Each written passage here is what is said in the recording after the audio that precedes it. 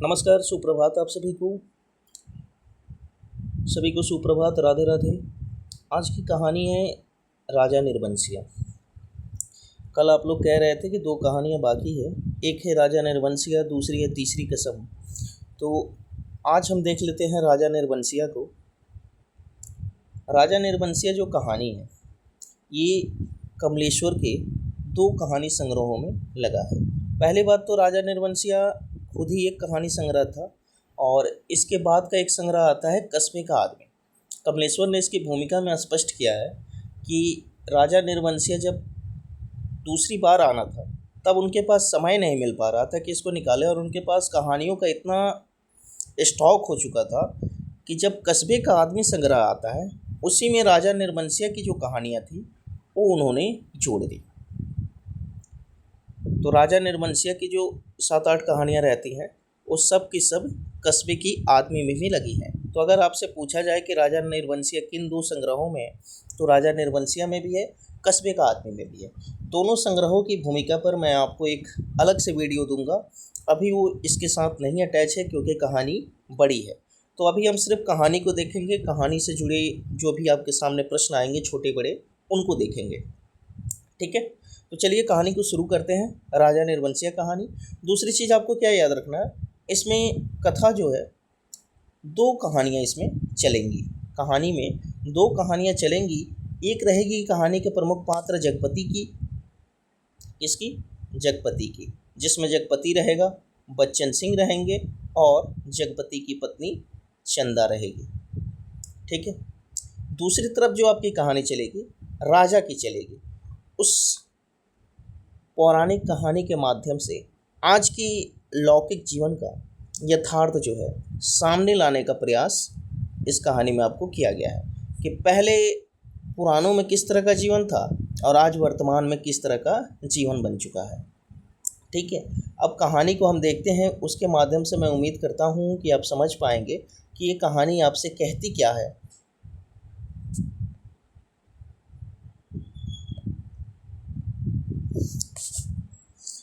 एक राजा थे, एक राजा निर्बंसिया थे। निर्बंसिया मतलब होता है जिसका कोई वंश ना हो, वंश यानी कि संतान, जिसकी कोई संतान ना हो, ऐसे को क्या कहते हैं? निर्बंसिया, बिना वंश वाला। तो एक राजा थे बिना संतान वाले। माँ कहानी सुनाया करती थी कि उनके आसपास ही 4-5 बच्चे अपनी मुट्ठियों में फूल दबाए कहानी समाप्त होने पर गौरों पर चढ़ाने के लिए उत्सुक से बैठ जाते थे। माँ कहानी जो सुनाती थी उसके पास 4-5 बच्चे मुट्ठियों में फूल दबाए कहानी समाप्त होने पर गौरों पर चढ़ाने के लिए उत्सुक बैठे रहते थे। आटे का सुंदर सा चौक पूरा होता और उसी चौक पर मिट्टी की 6 गौरें रखी जाती, जिनमें से ऊपर वाली के बिंदिया और सिंदूर लगता, बाकी 5 नीचे दबी पूजा ग्रहण करती रहती। कितनी वहाँ पर गौर रहते थे? 6 बच्चे जो फूल चढ़ाते थे, जब माँ कहानी सुनाती है तो वहाँ पर 6 गौरें रहती थी। उसमें से एक जो है ऊपर रहती थी जिसको बिंदिया और सिंदूर लगता था, बाकी 5 नीचे रहती थी। एक और दीपक की बाती स्थिर से जलती रहती और मंगल घट रखा रहता जिस पर रोली से सथिया बनाया जाता। सभी बैठे बच्चों के मुख पर फूल चढ़ाने की उतावली की जगह कहानी सुनने की सहज स्थिरता उभर आती।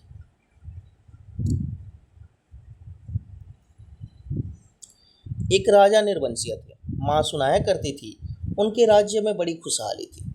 सब वर्ण के लोग, वर्ण मतलब सारे जाति के लोग उनके राज्य में रहते थे।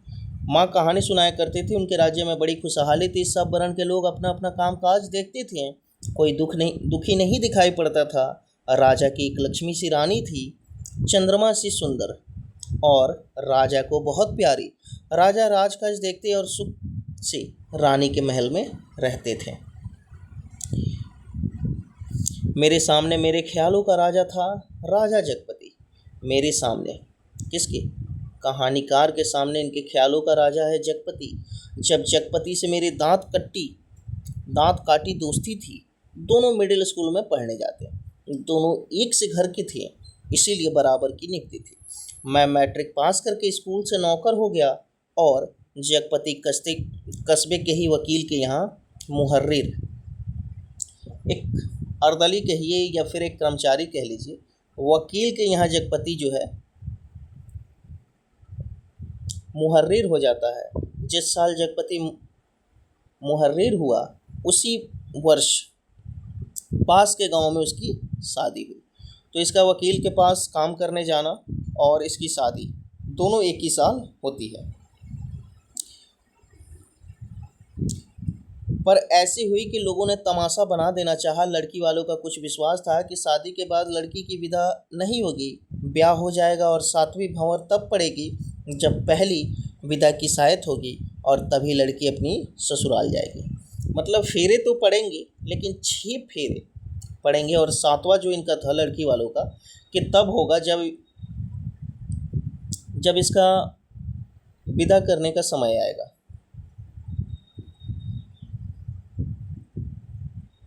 जगपति की पत्नी थोड़ी बहुत पढ़ी लिखी थी पर घर की लीक को कौन मेटे। बारात बिना बहू के वापस आ गई और लड़कों वालों ने तय कर लिया कि अब जगपति की शादी कहीं और कर दी जाएगी, चाहे कानी लूली से हो। पर वह लड़की अब घर में नहीं आएगी। लेकिन साल ख़त्म होते होते सब ठीक ठाक हो गया। लड़की वालों ने माफ़ी मांग ली और जगपति की पत्नी अपने ससुराल आ गई। जगपति को जैसे सब कुछ मिल गया और सास ने बहू की भलाइयाँ लेकर घर की सब चाबियाँ सौंप दी। गिरहस्ती का ढंग बाहर समझा दिया। जगपति की माँ ना जाने कब से आस लगाए बैठी थी। उन्होंने आराम की सांस ली। पूजा पाठ में समय कटने लगा। दोपहरिया दूसरे घरों के आंगन में बीतने लगी। पर सांस का रोग था। जगपति की माँ को किस चीज़ की बीमारी है? सांस का रोग था। 1901 दिन उन्होंने अपनी अंतिम घड़ियाँ गिनते हुए चंदा को पास बुलाकर समझाया।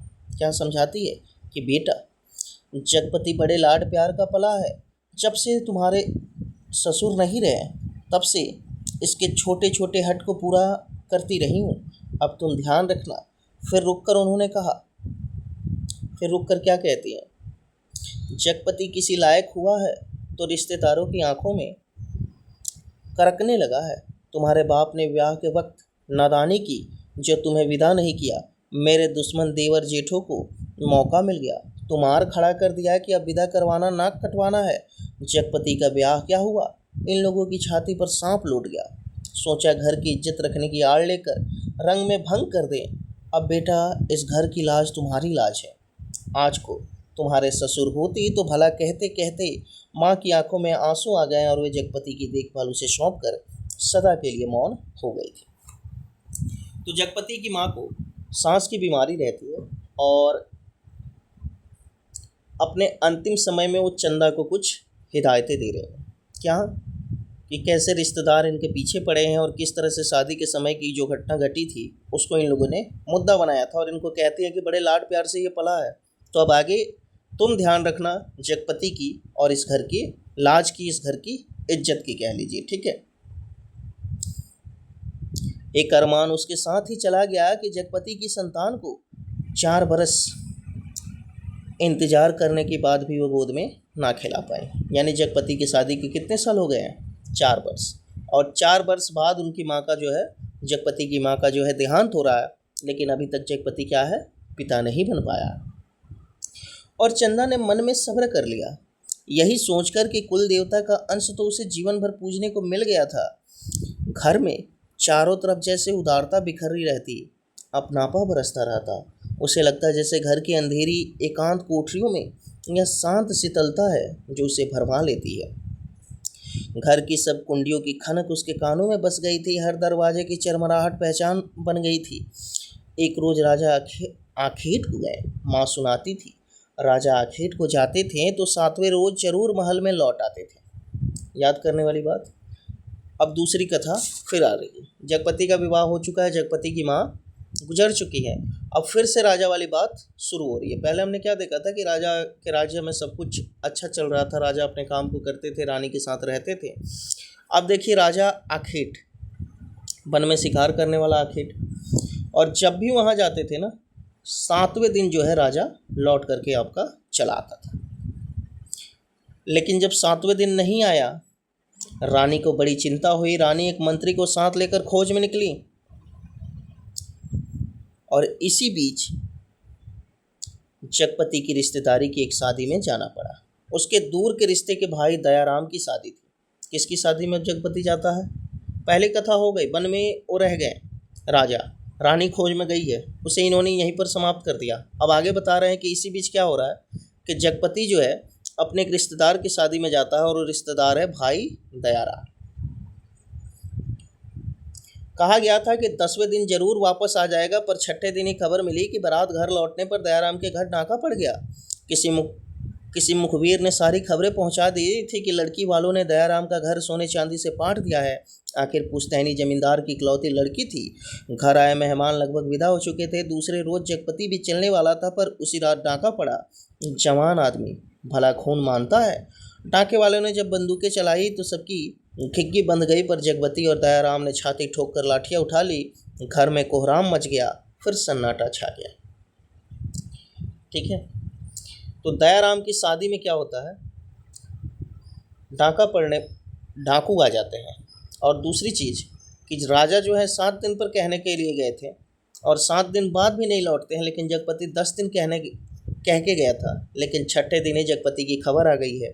अब खबर कैसे आई थी ये सुनिएगा। लाठियाँ लेकर के तो जगपति और दयाराम मुकाबला करने लगते हैं। घर में कोहराम मचा, फिर सन्नाटा छा गया। टाँके वाले बराबर गोलियां दाग रहे थे। बाहर का दरवाज़ा टूट चुका था, पर जगपति ने हिम्मत बढ़ाते हुए हाँक लगाई। ये हवाई बंदूकें इन तेल पिलाई लाठियों का मुकाबला नहीं कर पाएंगी जवानों। जगपति कहता है कि ये बंदूक है, ये तेल पिलाई लाठियों का मुकाबला कर पाएगी?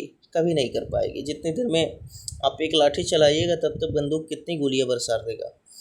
पर दरवाजे तड़ तड़ टूटते रहे और अंत में एक गोली जगपति की जांघ को पार करती हुई निकल गई और दूसरी जांघ के ऊपर कूले में समाकर रह गई।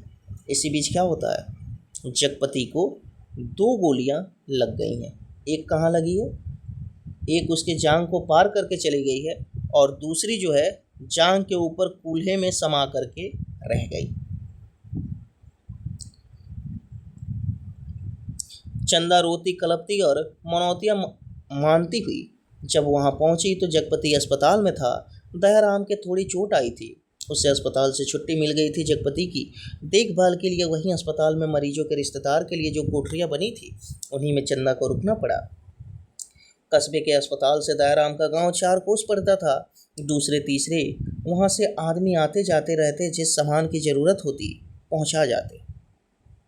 पर धीरे धीरे उन लोगों ने भी खबर लेना छोड़ दिया। एक दिन में ठीक होने वाला घाव तो था नहीं, जांघ की हड्डी चिटक गई थी और कूल्हे में ऑपरेशन से 6 इंच गहरा घाव था। जांघ की हड्डी इसकी टूट गई है और कूल्हे में ऑपरेशन के कारण कितना इंच गहरा घाव है, 6 इंच गहरा घाव बैठ गया था। कस्बे का अस्पताल था, कंपाउंडर ही मरीजों की देखभाल रखते हैं। बड़ा डॉक्टर तो नाम के लिए था या कस्बे के बड़े आदमियों के लिए, छोटे लोगों के लिए तो कंपाउंडर साहब ही ईश्वर के अवतार थे। मरीजों की देखभाल करने वाले रिश्तेदारों के खाने पीने की मुश्किलों से लेकर मरीज की नब्ज तक संभालते थे। छोटी सी इमारत में अस्पताल आबाद था। रोगियों को सिर्फ 6-7 खाटें थी। मरीजों के कमरे से लगा दवा बनाने का कमरा था। इसी में एक और एक आराम कुर्सी थी और एक नीची सी मेज। उसी कुर्सी पर बड़ा डॉक्टर आकर कभी कभार बैठता था, नहीं तो गिर गिरा के हाथ पैर तोड़ लेने वाले एक आध लोग छट्टे चमाहे। कोई औरत दिख गई तो दिख गई, जिसे उन्हें कभी रोग घेरता ही नहीं था। कह रहे हैं कि छठे समा से यहाँ पर कोई औरत जो है अपने इलाज कराने आती थी, ठीक वैसे ही जैसे उसे कभी कोई बीमारी होती ही नहीं थी। जैसे मैला आंचल में वो एक कथन आपको मिलता है ना कि औरत जात को बिना दवा दारू के ही आराम मिल जाता है, ठीक वैसे यहाँ पर कह रहे हैं कि जैसे स्त्रियों को कोई रोग ही नहीं होता था। छठे समाये एक बार कभी कोई दिख गई तो दिख गई, नहीं तो बस इस अस्पताल में कौन लोग आते थे जो कहीं गिर गिर के थोड़े से हाथ पैर में चोट लगा लिए, ऐसे लोग यहाँ पर आते थे। कभी कोई बीमार पड़ती तो घर वाले हाल बता के 8-10 रोज की दवा एक साथ ले जाते और फिर उसकी जीने मरने की खबर तक ना मिलती। उसी दिन बच्चन सिंह जगपति के घाव की पट्टी बदलने आया। कंपाउंडर है यहाँ का। कौन? बच्चन सिंह। बच्चन सिंह यहाँ का कंपाउंडर है जो जगपति की घाव की पट्टी वगैरह बदलेगा। उसके आने में और पट्टी खोलने में कुछ ऐसी लापरवाही थी जैसे गलत बंधी पगड़ी को ठीक से बांधने के लिए खोल रहा हो। चंदा उसकी कुर्सी के पास ही सांस रोके खड़ी थी। वह और रोगियों से बात करता जा रहा था। इधर मिनट भर को देखता, फिर जैसे अभ्यस्त से उसके हाथ अपना काम करने लग गए। पट्टी एक जगह खून से चिपक गई थी। जगपति देखा तो चंदा मुख में धोती का पल्ला खोसे अपनी भयातुर आवाज दबाने की चेष्टा कर रही थी। जगपति एक बार की मछली सा तड़प कर रह गया। बच्चन सिंह की उंगलियां थोड़ी सी थरथराई कि उसकी बाहों पर टप से चंदा का आंसू चूप पड़ा। बच्चन सिंह सिहर सा गया और उसके हाथों की अभ्यस्त निठुराई को जैसे किसी मानवीय कोमलता ने धीरे से छू दिया। आहो कराहो, दर्द भरी चीखों और चटकते शरीर के जिस वातावरण में रहते हुए भी वह बिल्कुल अलग रहता था। फोड़ों को पके आम सा दबा देता था, खाल को आलू सा छील देता था। उसके मन में जिस दर्द का एहसास उठ गया था वह उसे आज फिर हुआ और वह बच्चे की तरफ फूंक फूंक कर पट्टी को नम करके खोलने लगा। चंदा की ओर धीरे से निगाह उठाकर देखते हुए फुसफुसाया, चचा, रोगी की हिम्मत टूट जाती है ऐसे। तो बच्चन सिंह जो वहाँ मरीजों के बीच रहते हुए, दर्द भरी चीखों के बीच रहते हुए कठोर बन चुका था। अब चंदा का आंसू जब उसके हाथ पे पड़ जाता है तो देखिए एक नरम दिल बनने की प्रयास में है वो, और बता रहा है कि देखिए ऐसा करने से, रोने वगैरह से मरीज की हिम्मत जो है टूट जाती है। पर जैसे यह कहते कहते उसका मन खुद अपनी बात से उचट गया। यह लापरवाही, यह बेपरवाही तो चीख और कराहों की एक रास्ता से उसे मिली थी। रोगी की हिम्मत बढ़ाने की कर्तव्य निष्ठा से नहीं। जब तक वह घाव के मरहम पट्टी करता रहा तब तक किन्हीं दो आंखों की करुणा उसे घेरी रही। जब तक उसकी पट्टी बदलता है तब तक चंदा क्या है, इसको देख रही है। और हाथ धोते समय वह चंदा की उन चूड़ियों से भरी कलाइयों को बेझिझक देखता रहा जो अपनी खुशी उससे मांग रही थी। चंदा पानी डालते जा रही थी और बच्चन सिंह हाथ धोते धोते उसकी कलाइयों, हथेलियों और पोरों को देखते जा रहा था। दवा खाने की ओर जाते हुए उसने चंदा को हाथ के इशारे से बुलाकर कहा, दिल छोटा मत करना, जांग का घाव तो 10 रोज में भर जाएगा, कूल्हे का घाव कुछ दिन जरूर लेगा, अच्छी से अच्छी दवाई दूंगा। दवाइयाँ तो ऐसी हैं कि मुर्दा को चंगा कर दे, पर हमारे अस्पताल में नहीं आती। फिर भी तो किसी दूसरे अस्पताल से नहीं आ सकती वे दवाइयाँ? चंदा ने पूछा। चंदा पूछती है कि क्या कहीं और से वो दवाई नहीं मिल सकती? बच्चन सिंह कहता आ तो सकती हैं, पर मरीज को अपना पैसा खर्च करना पड़ता है उनमें। चंदा चुप रह गई तो बच्चन सिंह के मुंह से अन्याय से निकल पड़ा, किसी चीज़ की ज़रूरत हो तो मुझे बताना, रही दवाइयाँ सो कहीं ना कहीं से इंतजाम करके ला दूंगा। महकमे से मंगाएंगे तो आते आवाते महीने लग जाएंगे, शहर के डॉक्टर से मंगवा दूंगा, ताकत की दवाइयों की बड़ी ज़रूरत है उन्हें। अच्छा देखा जाएगा, कहते कहते वह रुक गया। चंदा ने कृतज्ञता भरी नज़रों से उसे देखा और उसे लगा जैसे आंधी में उड़ते पत्तों का कोई अटकाव मिल गया हो। आकर वह जगपति के खाट से लगकर बैठ गई। उसकी हथेली लेकर वह सहलाती रही, नाखूनों को अपने पोरों से दबाते रही। धीरे धीरे बाहर अंधेरा बढ़ चला। बच्चन सिंह तेल की एक लालटेन लेकर मरीजों के कमरे के एक कोने में रख गया। चंदा ने जगपति की कलाई दबाते दबाते धीरे से कहा, कंपाउंडर साहब कह रहे थे, और इतना कहकर वह जगपति का ध्यान आकृष्ट करने के लिए चुप हो गई। क्या कह रहे थे? जगपति ने अनमने स्वर में बोला, कुछ ताकत की दवाइयाँ तुम्हारे लिए जरूरी है। जगपति कहता, मैं जानता हूँ कि मेरे लिए ताकत की दवाइयाँ जरूरी है। देखो चंदा, चादर के बाहर ही पैर फैलाए जा सकते हैं, हमारी औकात इन दवाइयों के नहीं है। बताता है जगपति कि चादर के बराबर ही क्या करना चाहिए, इंसान को अपनी पैर को फैलाना चाहिए, उसके बाहर नहीं फैलाना चाहिए। हमारी औकात जो है इन दवाइयों की नहीं है। और चंदा का उसके बाद एक महत्वपूर्ण कथन आ रहा है। ये जो कह रहा है कि देखो चंदा, चादर के बराबर ही पैर फैलाए जा सकते हैं, हमारी औकात इन दवाइयों की नहीं है, ये कथन रहता है जगपति का। फिर उसके बाद देखिए, औकात आदमी की देखी जाती है, पैसे की नहीं। तुम तो ये कथन बनेगा आपका चंदा का। ठीक है, ये चंदा का कथन रहता है। कहती है देखा जाएगा, जगपति कहता है देखा जाएगा। चंदा कहती है कंपाउंडर साहब इंतजाम कर देंगे, उनसे कहूँगी मैं। नहीं चंदा, उधार खाते से मेरा इलाज नहीं होगा, चाहे 1 के 4 दिन लग जाएं। इसमें तो तुम नहीं जानती, कर्ज कोढ़ का रोग होता है, एक बार लगने से तन तो गलता ही है, मन भी रोगी हो जाता है। एक और महत्वपूर्ण बात, और ये इस बार निकल के आ रही है जगपति के माध्यम से। क्या कह रहा है कि कर्ज जो है कोढ़ का रोग होता है, एक बार लगने से तन तो गलता ही है, मन भी रोगी हो जाता है, लेकिन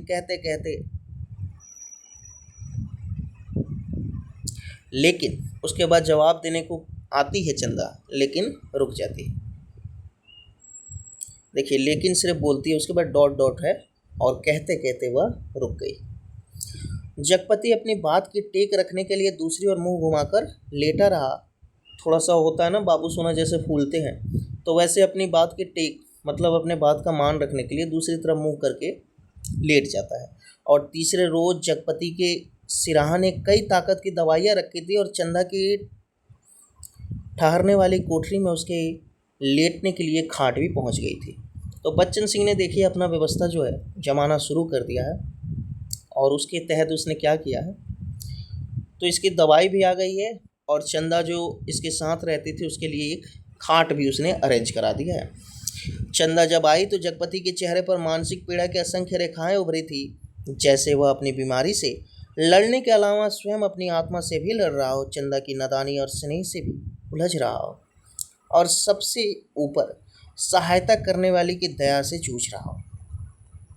चंदा ने देखा तो यह सब सह ना पाई, उसके जी में आया कि कह दे, क्या आज तक तुमने कभी किसी से उधार पैसे नहीं लिए? पर वह तो खुद तुमने लिए थे, और तुम्हें मेरे सामने स्वीकार नहीं करना पड़ा था, इसीलिए लेते झिझक नहीं लगी। पर आज मेरे सामने इसे स्वीकार करते तुम्हारा झूठा पौरुष तिलमिलाकर जाग पड़ा है। पर जगमती के मुख पर भी बिखरी हुई पीड़ा में जिस आदर्श की गहराई थी, वह चंदा के मन में चोर की तरह घुस गई, और बड़ी स्वाभाविकता से उसने माथे पर हाथ फेरते हुए कहा, ये दवाइयाँ किसी की मेहरबानी नहीं, मैंने हाथ का कड़ा बच्चियों को दिया, उसी में आई है। तो चंदा इनको बता देती है कि देखो ऐसा है, किसी की मेहरबानी नहीं है, मैंने अपना कड़ा बेच दिया है ताकि जगपति जो है थोड़ा सा नॉर्मल हो सके। बड़ा बेचैन हो गया था, और बीमारी के साथ साथ क्या हो रहा था, अपनी बेचैनी यानी अपनी आत्मा से भी लड़ रहा था। मुझसे पूछा तक नहीं, और जगपति ने कहा, जगपति कहता है कि मुझसे पूछा नहीं और कंगन बेच दिया।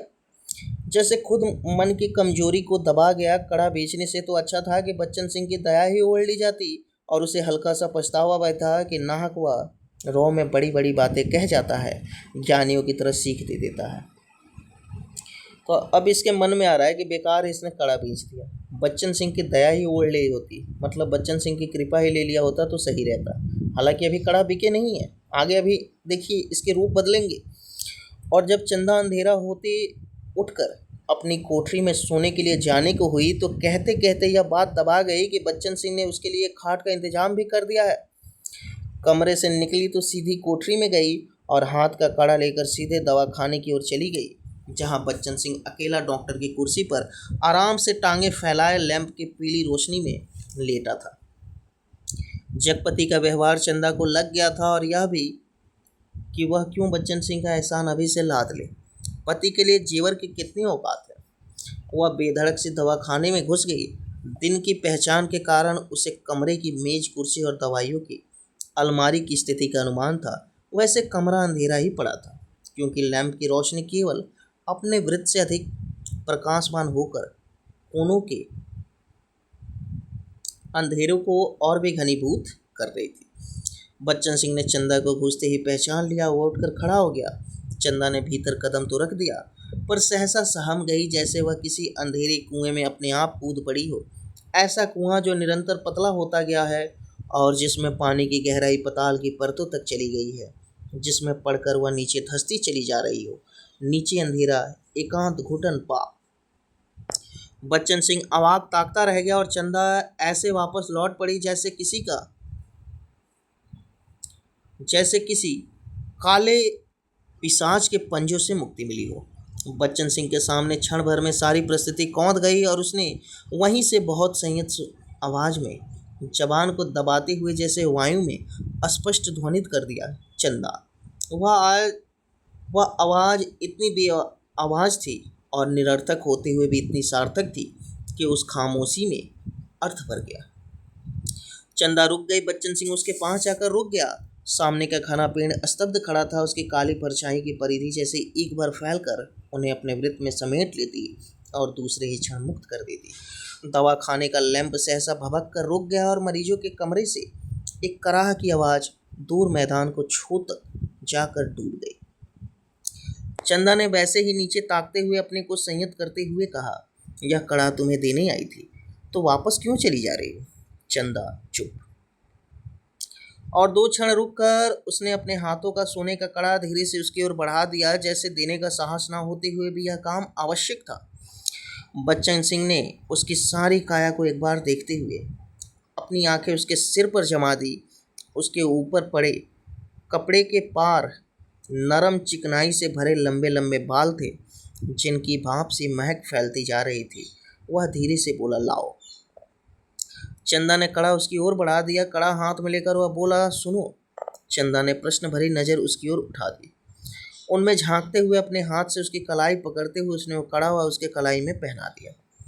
चंदा चुपचाप कोठरी की ओर चल दी और बच्चन सिंह दवा खाने की ओर। कालिख बुरी तरह बढ़ गई थी और सामने खड़े पेड़ की काली परछाई गहरी पड़ गई थी। दोनों लौट गए थे, पर जैसे उस कालिख में कुछ रह गया था, छूट गया था। दवा खाने का लैंप जो जलते जलते एक बार भभका था, जिसमें तेल न रह जाने के कारण बत्ती की लौ बीच से फट गई थी, उसके ऊपर धुएं की लकीरें बल खाती सांप की तरह अंधेरे में विलीन हो जाती थी।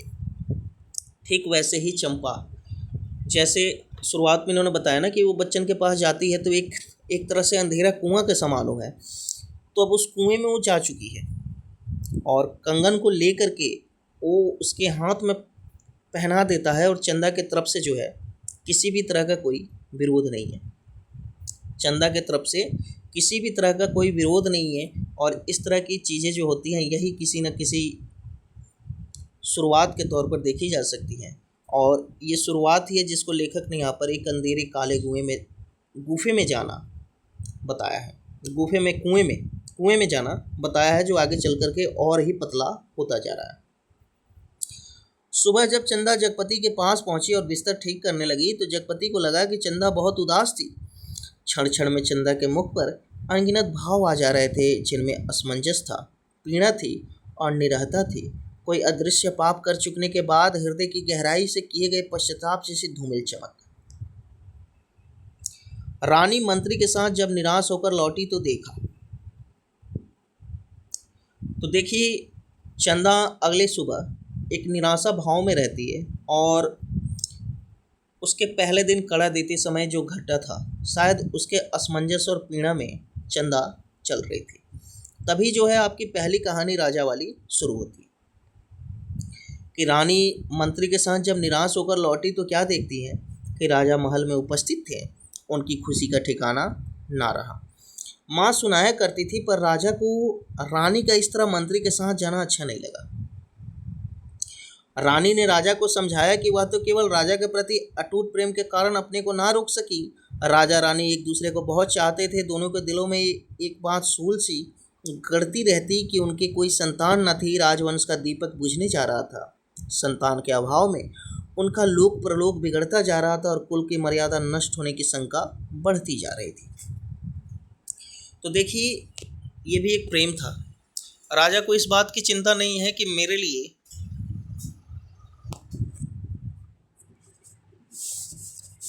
लिए वो जो है जंगल में गई है मुझे ढूंढने के उद्देश्य से। राजा को इस बात की चिंता ज़्यादा है कि भाई वो मंत्री के साथ क्यों गई है, जो उस समय होता था, या फिर आजकल भी आप देख सकते हैं जो लोग स्त्रियों को लेकर के बहुत ज़्यादा ये रहते हैं, उनके मन में इस तरह के द्वंद्व जो है चला करते हैं। आगे देखिए, दूसरे दिन बच्चन सिंह ने मरीजों की मरहम पट्टी करते वक्त बताया कि उसका तबादला मैनपुरी के सदर अस्पताल में हो गया है।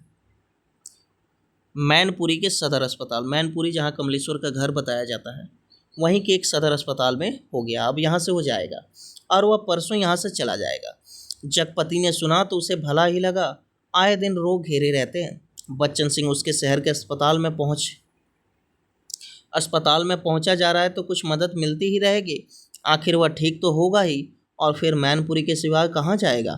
पर दूसरे ही क्षण उसका दिल अकत भारीपन से भर गया, पता नहीं क्यों।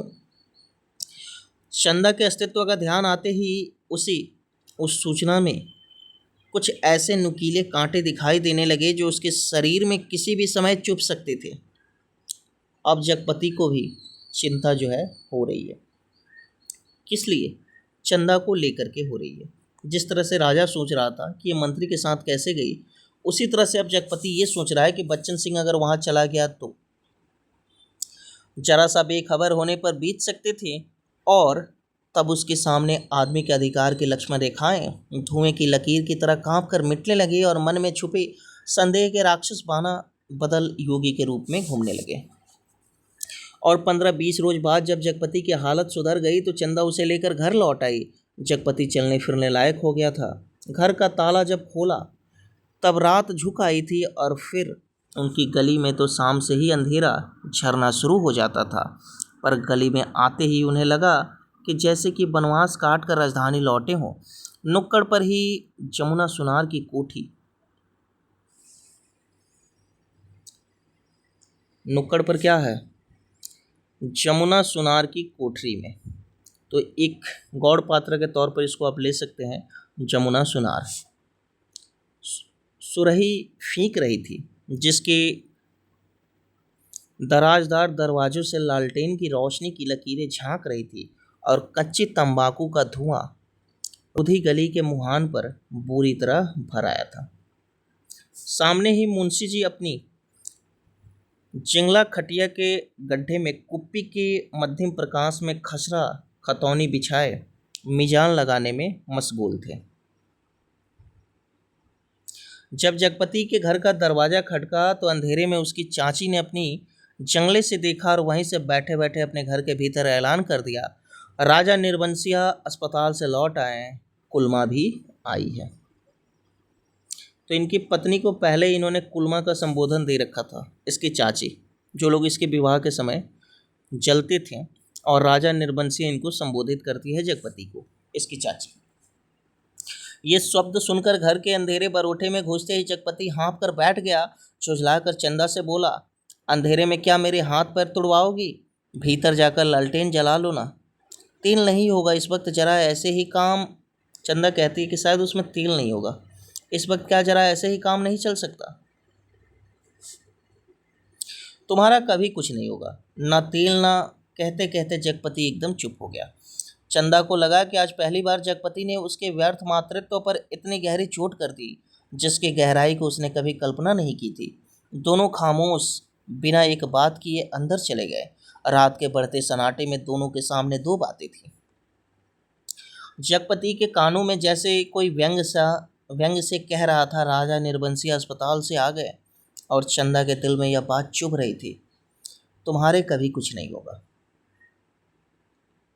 ठीक है, तो एक बात चाची की रहती है कि राजा निर्बंसिया अस्पताल से हो गए, दूसरी बात जो जगपति उस बात को सुनने के बाद चंदा को कह देता है कि तुम्हारा कभी कुछ नहीं होगा। और सिसकती चंदा न जाने कब सो गई, पर जगपति की आंखों में नींद न आई। खाट पर पड़े पड़े उसके चारों ओर एक मोहक भयावन सा जाल फैल गया। लेटे लेटे उसे लगा जैसा उसका स्वयं का आकार बहुत क्षीण होता होता बिंदु सा रह गया है, पर बिंदु के हाथ थे, पैर थे, और दिल की धड़कन थी। कोठरी का घुटा घुटा सा अंधियारा, मटमैले दीवारें और गहन गुफाओं सी अलमारियां, जिनमें से बार बार झांक कर देखता था और वह सिहर उठता था। फिर जैसे सब कुछ तब्दील हो गया। उसे लगा कि उसका आकार बढ़ता जा रहा है, बढ़ता जा रहा है। वह मनुष्य हुआ, लंबा तगड़ा तंदुरुस्त पुरुष हुआ। उसकी सिराओं में कुछ फूट पड़ने के लिए व्याकुलता से खौल उठा। उसके हाथ शरीर के अनुपात से बहुत बड़े, डरावने और भयानक हो गए हैं। उनके लंबे लंबे नाखून निकल आए। वह राक्षस हुआ, दैत्य हुआ, आदिम बर्बर हुआ। जगपति इस तरह की चीजें सोच रहा है और बड़ी तेजी से सारा कमरा एक बारगी चक्कर काट गया। फिर सब धीरे धीरे स्थिर होने लगा और उसकी सांसें ठीक होती जान पड़ी। फिर जैसे बहुत कोशिश करने पर घिग्गी बच जाने के बाद उसकी आवाज फूटी, चंदा। चंदा की नर्म सांसों की हल्की सरसराहट कमरे में जान डालने लगी। जगपति अपने पाटी का सहारा लेकर झुका। कांपते पैर उसने जमीन पर पैर रखे और चंदा की खाट के पाए से सिर टिकाकर बैठ गया। उसे लगा जैसे चंदा की इन सांसों की आवाज में जीवन का संगीत गूंज रहा है। वह उठा और चंदा के मुख पर झुक गया। इस अंधेरे में आंखें गड़ाए गड़ाए जैसे बहुत देर बाद स्वयं चंदा के मुख पर आभा फूटकर अपने आप बिखरने लगी। अंधेरा रहता, आभा फूटना मतलब रोशनी निकलना। ऐसा उसे लगा कि अब चंदा के मुख से जो है रोशनी निकल रही है। उसके नक्श उज्जवल हो उठे और जगपति की आंखों को ज्योति मिल गई। वह मुग्ध सा ताकता रहा। चंदा के बिखरे बाल, जिनमें हाल के जन्मे बच्चे के गुब्बारे बालों की सी महक, दूध की कच कचाइंद शरीर के रस की सी मिठास और स्नेह सी चिकनाहट, और वह माथा जिस पर बालों के पास तमाम छोटे छोटे नर्म नर्म से रोए रेशम से, और उस पर कभी लगाई गई सिंदूर की बिंदी का हल्का मिटा हुआ सा आभास। नन्हे नन्हे निर्द्वंद सोए पलक और इनकी मासूम से कांटों की तरह बोरनिया और सांस में घुलकर आती हुई वह आत्मा के निष्कपट आवाज की लय। फूल की पंखुड़ी से पतले पतले ओठ, उन पर पड़ी अछूती रेखाएं जिनमें सिर्फ दूध सी महक है। तो उस अंधेरे में लेखक जो है जगपति के माध्यम से चंदा के रूप सौंदर्य का यहाँ पर बखान कर रहे हैं कि कैसे उसके छोटे बच्चे के गुब्बारे जैसे उसकी बालों की महक है, कचाइन दूध की गंध की तरह उसके शरीर में की गंध, शरीर की मिठास है, स्नेह सी चिकनाहट है उसमें, और नर्म नर्म से रोए की तरह है। निर्द्वंद सोए उसकी पलकें हैं। तो उसके रूप का बखान कर रहा है।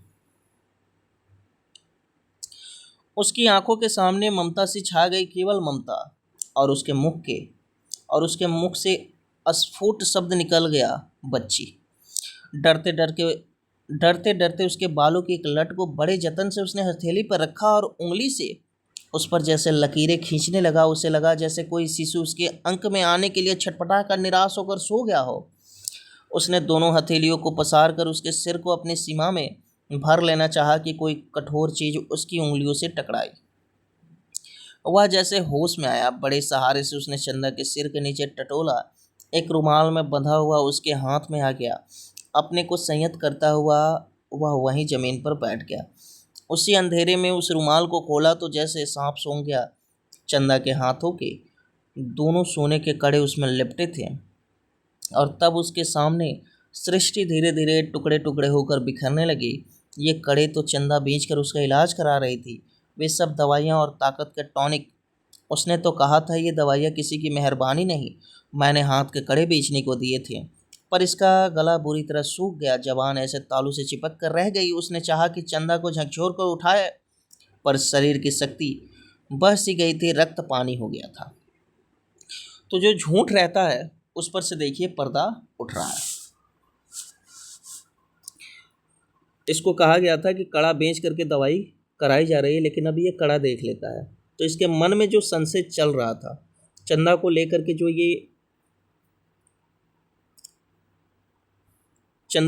के, जिस सुरक्षा की ये महसूस कर रहा था कि हाँ अगर बच्चन सिंह आ जाए तो ऐसी चीज़ें हो सकती हैं, जो भी इसके मन में चल रहा था, अब ये कड़े को देख लेता है ना तो और ज़्यादा संशय में आएगा। अभी तक तो सोते हुए चंदा के रूप सौंदर्य का ये बखान कर रहा था, तभी अचानक से इसे कड़ा दिख जाता है। अब ये एक अलग दिशा में जाएगा। थोड़ा संयत हुआ, उसने वह कड़े उसी रुमाल में लपेटकर उसकी खाट के कोने पर रख दिया और बड़ी मुश्किल से अपनी खाट की पाटी पकड़कर लुढ़क गया। चंदा झूठ बोली, पर क्यों? कड़े आज तक छुपाए रही। उसने इतना बड़ा दुराव क्यों किया? आखिर क्यों? किस लिए, और जगपति का दिल भारी हो गया। उसे फिर लगा कि उसका शरीर सिमटता जा रहा है और वह एक सिंह का बना ढांचा रह गया, नितांत हल्का तिनके सा, हवा में उड़कर भटकने वाला तिनके सा। उस रात के बाद रोज जगपति सोचता रहा कि चंदा से कड़े मांग कर बेच लिए और कोई छोटा मोटा कारोबार ही शुरू कर दे, क्योंकि नौकरी छूट चुकी थी। इतने दिन की गैर हाजिरी के बाद वकील साहब ने दूसरा मुहर्रिर रख लिया था। वह रोज यही सोचता, पर जब चंदा सामने आती तो ना जाने कैसी असहाय सी उसकी अवस्था हो जाती। उसे लगता जैसे कड़े मांग कर वह चंदा से पत्नीत्व का पद भी छीन लेगा। मातृत्व तो भगवान ने छीन ही लिया। वह सोचता आखिर चंदा क्या रह जाएगी। एक स्त्री से यदि पत्नीत्व और मातृत्व, एक पत्नी का दर्जा और एक माँ का दर्जा, अगर दोनों छीन लिया गया तो उसके जीवन की सार्थकता ही क्या है। चंदा के साथ वह अन्याय कैसे करे, उससे दूसरी आंखों की रोशनी कैसे मांग ले। फिर तो वह नितांत अंधी हो जाएगी और इन कड़ों को मांगने के पीछे जिस इतिहास की आत्मा नंगी हो जाएगी, कैसे वह उस लज्जा को स्वयं ही उघार कर ढांपेगा। तो जगपति के मन में संशय चल रहा है। संशय क्या है, एक तरफ वो चाहता है कि इसके कड़े लेकर के कोई बिजनेस कर लूँ, दूसरी तरफ सोचता है कि मैं उससे कैसे मांगूँ। वो शुरुआत में जो अब हमने कहानी अस्पताल वाला दृश्य पढ़ा था तो वहाँ पर आया था ना कि उसके पौरुष को, तो ठीक वैसे ही यहाँ पर उसका पौरुष जो है आड़े आ रहा है कि वो कैसे कह दे उससे कि अपने कड़े दे दो। और इसको जोड़ता है कि उसका जो मातृत्व है ईश्वर ने तो पहले से छीन रखा है। अगर मैंने कड़े ले लिए तो उसके पास से ये ऐसे होगा जैसे मैं उससे पत्नी होने का दर्जा ले रहा हूँ। और वह इन्हीं ख्यालों में डूबा सुबह से शाम तक इधर उधर काम की टोह में घूमता रहता। किसी से उधार ले ले, पर किस संपत्ति क्या है उसके पास जिसके आधार पर कोई उसे कुछ देगा। और मोहल्ले के लोग जो एक एक पाई पर जान देते हैं, कोई चीज़ खरीदते वक्त भाव में एक पैसा कम मिलने पर मीलों पैदल जाकर एक पैसा बचाते हैं। एक एक पैसे की मसाले की पुड़िया बंधवाकर 11 मरतबा पैसों का हिसाब जोड़कर एकांत पैसा उघार कर मिन्नतें करते सौदा घर लाते हैं। गली में कोई खोंचे वाला फंस गया तो 2 पैसे की चीज़ को लड़ झगड़ कर 4 दाने ज़्यादा पाने की नीयत से 2 जगह बंधवाते हैं। भाव के जर्रा से फ़र्क पर घंटों बहस करते हैं। शाम को सड़ी गली तरकारियों की किफ़ायत के कारण लाते हैं। ऐसे लोगों से किस मुंह से मांगकर वह उनकी गरीबी के एहसास पर ठोकर लगाए। पर उसी दिन शाम को जब वह घर पहुंचा तो बरोठे में ही एक साइकिल रखी नजर आई। दिमाग पर बहुत जोर डालने के बाद भी वह आगंतुक की कल्पना न कर पाया। भीतर वाले दरवाजे पर जब पहुंचा तो सहसा हंसी की आवाज़ सुनकर ठिठक गया। उस हंसी में एक अजीब सा उन्माद था और उसके बाद चंदा का स्वर, अब आते ही होंगे, बैठिए ना 2 मिनट और, अपनी आंख से देख लीजिए और उन्हें समझाते जाइए कि अभी तंदुरुस्ती इस लायक नहीं जो दिन दिन भर घूमना बर्दाश्त कर सके। हाँ भाई, कमजोरी इतनी जल्दी नहीं मिट सकती, ख्याल नहीं करेंगे तो नुकसान उठाएंगे। कोई पुरुष स्वर था यह। जगपति असमंजस में पड़ गया। वह एकदम भीतर घुस जाए, इसमें क्या हर्ज है। पर जब उसने पैर उठाए तो वे बाहर जा रहे थे। बाहर बरोठे में साइकिल को पकड़ते ही उसे सूझ आई। वहीं से जैसे अनजान मन था, बड़े प्रयत्न से आवाज़ को खोलता चिल्लाया, अरे चंदा, यह साइकिल किसकी है? कौन मेहरबान? चंदा उसकी आवाज़ सुनकर कमरे से बाहर निकली, जैसे खुशखबरी सुना रही थी। अपने कंपाउंडर साहब आए हैं, खोजते खोजते आज घर का पता पाए हैं, तुम्हारे इंतजार में बैठे हैं। अब बताइए, इलाज तो इन्होंने कर दिया था, अब इनको जगपति के घर ढूंढने की क्या ज़रूरत थी। इतना तो आप लोग भी समझते हैं कि इलाज करने में इतनी आत्मीयता आजकल कोई नहीं लगाता है जो घर पर मरीज को देखने आ जाए, वो भी एक ऐसे गरीब मरीज को जिसके पास खाने के भी पैसे नहीं हैं। कौन बच्चन सिंह? अच्छा अच्छा, वही तो मैं भी कहूँ, भला कौन? कहता जगपति पास पहुंचा और बातों में इस तरह उलझ गया जैसे सारी परिस्थिति उसने स्वीकार कर ली हो। बच्चन सिंह जब फिर आने की बात कहकर चला गया तो चंदा ने बहुत अपनेपन से जगपति के सामने बात शुरू की। जाने कैसे कैसे आदमी होते हैं। क्यों, क्या हुआ? कैसे होते हैं आदमी? जगपति ने पूछा। इतनी छोटी जान पहचान में तुम मर्दों के घर में ना रहते घुसकर बैठ सकते हो? तुम तो उल्टे पैर लौट जाओगे।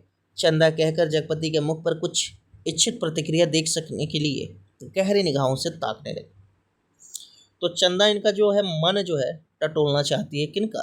जगपति का। इससे पहले कि जगपति उस पर गरजें, चंदा इनसे पूछ रही है कि क्या तुम इस तरह से जा सकते हो किसी स्त्री के पास जब उसका पति घर ना हो या उसके घर में कोई मर्द ना हो?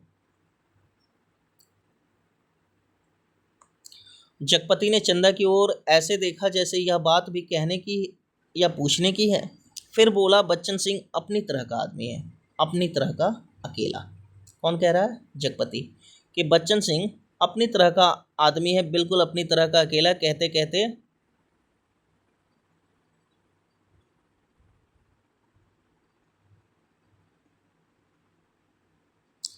जगपति ने चंदा की ओर देखा जैसे यह बात भी कहने की या पूछने की है। फिर बोला, बच्चन सिंह अपनी तरह का आदमी है, अपनी तरह का अकेला। ये स्टेटमेंट जो है अपनी तरह का अकेला वाला, ये स्टेटमेंट आपका जगपति देता है कि बच्चन सिंह अपनी तरह का आदमी, अपनी तरह का अकेला। चंदा बस इतना कहती है होगा पर, और कहते कहते चंदा रुक गई कि होगा अपनी तरह का आदमी। जगपति आगे कहता है, आड़े वक्त काम आने वाला आदमी है, लेकिन उससे फ़ायदा उठा सकना जितना आसान है उतना मेरा मतलब है कि जिससे कुछ लिया जाएगा उसे दिया भी जाएगा। जगपति ने आंखें दीवार पर गड़ाते हुए कहा और चंदा उठकर चली गई। तो जगपति के मन में अब खुरापात आ रहा है। किस तरह का खुरापात? इसे रुपये पैसे की ज़रूरत थी, अब ये शायद इनसे ही लेने की सोचेगा। कह रहा है कि आड़े वक्त काम लेने वाला आदमी है, लेकिन जिससे कुछ लिया जाए उसे कुछ देना भी तो होगा। उस दिन के बाद बच्चन सिंह लगभग रोज ही आने लगा। जगपति उसके साथ इधर उधर घूमता भी रहता। बच्चन सिंह के साथ वह जब तक रहता अजीब सी घुटन उसके दिल को बांध लेती और तभी जीवन की तमाम विषमताएं भी उसकी निगाहों के सामने उभरने लगती। आखिर वह स्वयं एक आदमी है बेकार। यह माना कि उसके सामने पेट पालने की कोई इतनी विकराल समस्या नहीं, वह भूखे नहीं मर रहा, जाड़े में कांप नहीं रहा, पर उसके 2 हाथ पैर हैं, शरीर का पिंजरा है जो कुछ मांगता है, कुछ और वह सोचता। यह कुछ क्या है? सुख? शायद हाँ, शायद नहीं। वह तो दुख में भी जी सकने का आदी है, अभावों में जीवित रह सकने वाला आश्चर्यजनक कीड़ा है। तो फिर वासना? शायद हाँ, शायद नहीं। चंदा का शरीर लेकर उसने उस क्षणिकता को भी देखा है। तो फिर धन? शायद हाँ, शायद नहीं। उसने धन के लिए अपने को खपाया है, पर वह भी तो उस अदृश्य प्यास को बुझा नहीं पाया। तो फिर क्या? वह कुछ क्या है जो उसकी आत्मा में नासूर सा रिश्ता रहता है, अपना उपचार मांगता है? शायद काम। हाँ, यही, बिल्कुल यही, जो उसके जीवन के घड़ियों को निपट सूना ना छोड़े, जिसमें वह अपनी शक्ति लगा सके, अपना मन डुबो सके, अपने को सार्थक अनुभव कर सके, चाहे उसमें सुख हो या दुख, आरक्षा हो या सुरक्षा, शोषण या हो पोषण। उसे सिर्फ काम चाहिए, करने के लिए कुछ चाहिए। यही तो उसकी प्रकृत आवश्यकता है, पहली और आखिरी मांग है, क्योंकि वह उस घर में नहीं पैदा हुआ जहाँ सिर्फ जबान हिलाकर शासन करने वाले होते हैं। वह उस घर में भी नहीं पैदा हुआ जहाँ सिर्फ मांग कर जीने वाले होते हैं। वह उस घर का है जो सिर्फ काम करना जानता है, काम ही जिसकी आँख से सिर्फ वह काम चाहता है, काम। ये जगपति अपने लिए कह रहा है कि उसकी मन में जो तरह तरह की चीज़ें चल रही थी ना, बच्चन सिंह जब रोज आने लगता है तब अजीब सी उसके दिल में घुटन होती थी, और तभी जीवन के तमाम विस्मताएं उसके निगाहों के सामने उभरने लगती थी और वह सोचने लगता था।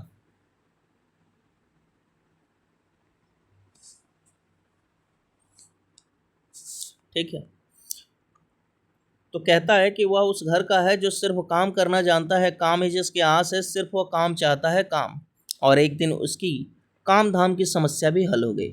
तालाब वाले ऊंचे मैदान के दक्षिण ओर, कहाँ पर? तालाब वाले ऊंचे मैदान,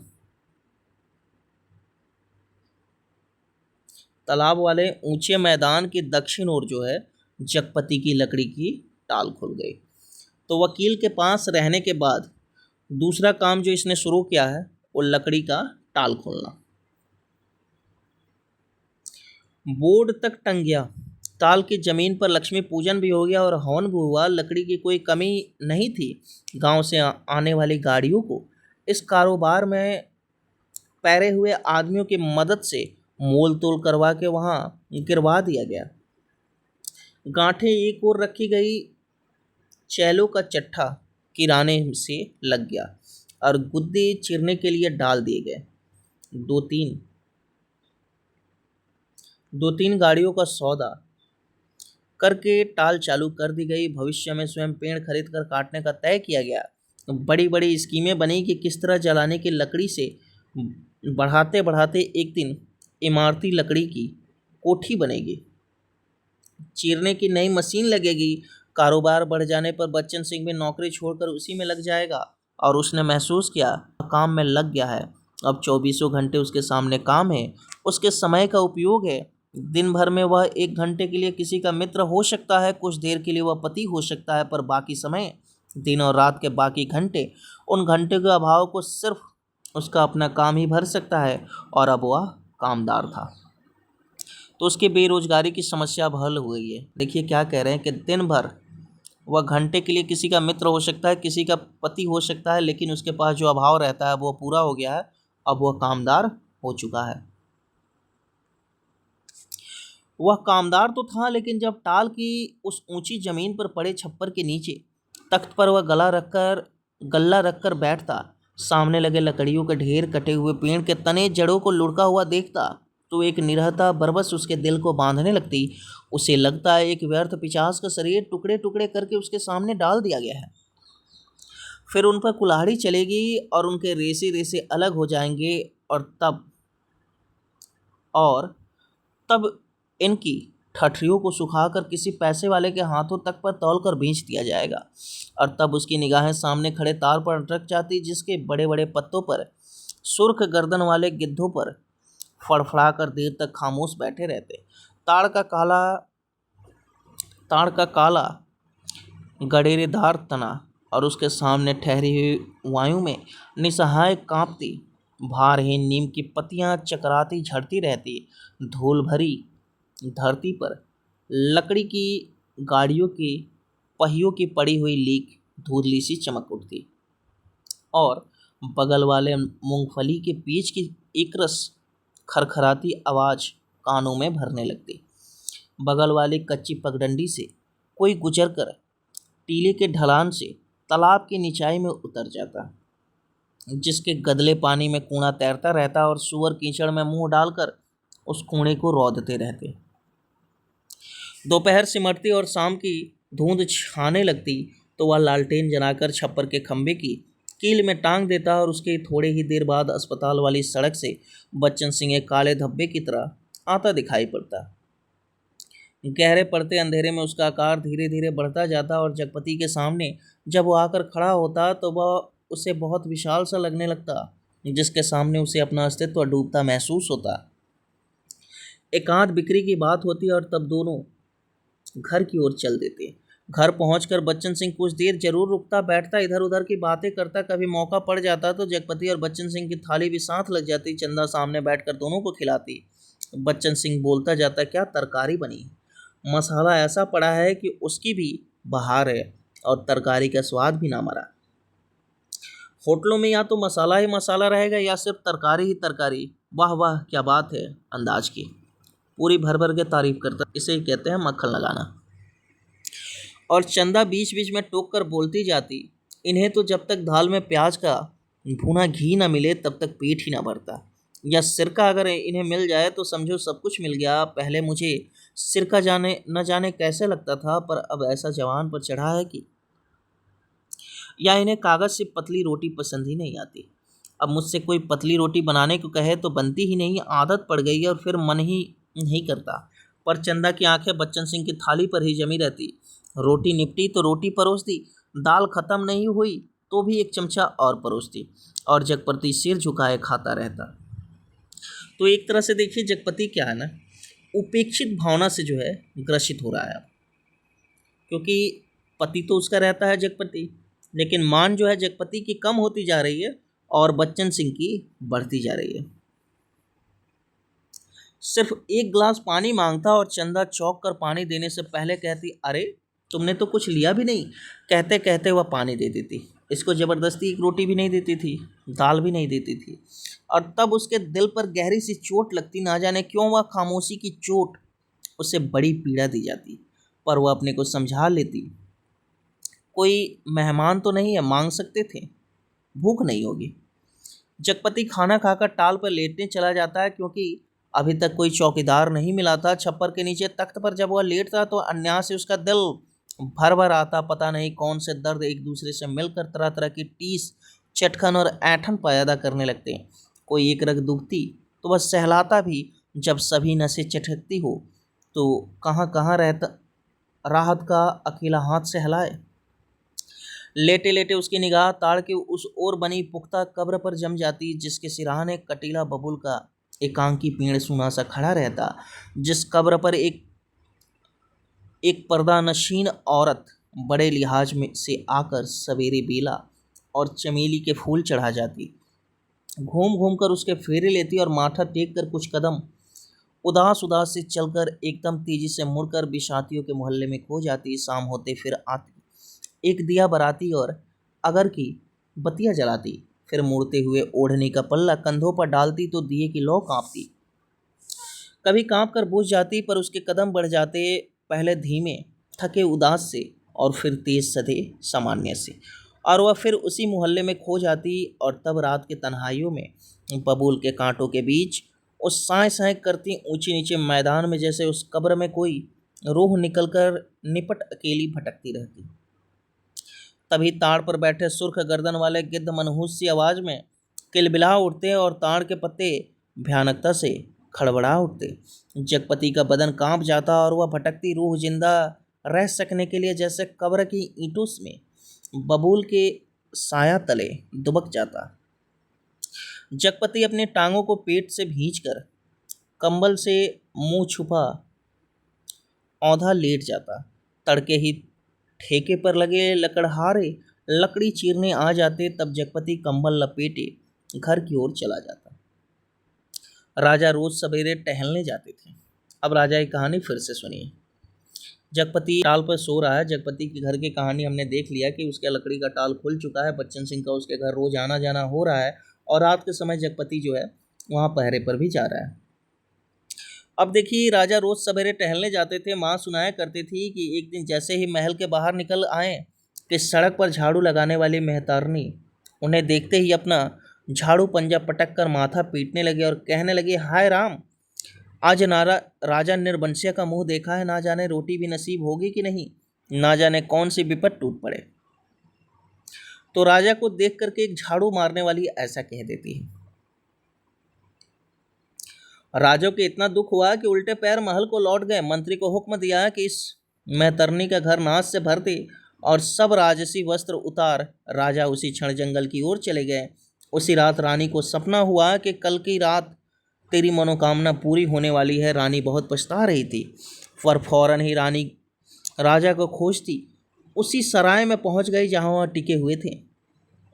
रानी भेष बदलकर सेवा करने वाली भटियारिन बनकर राजा के पास रात में पहुंची।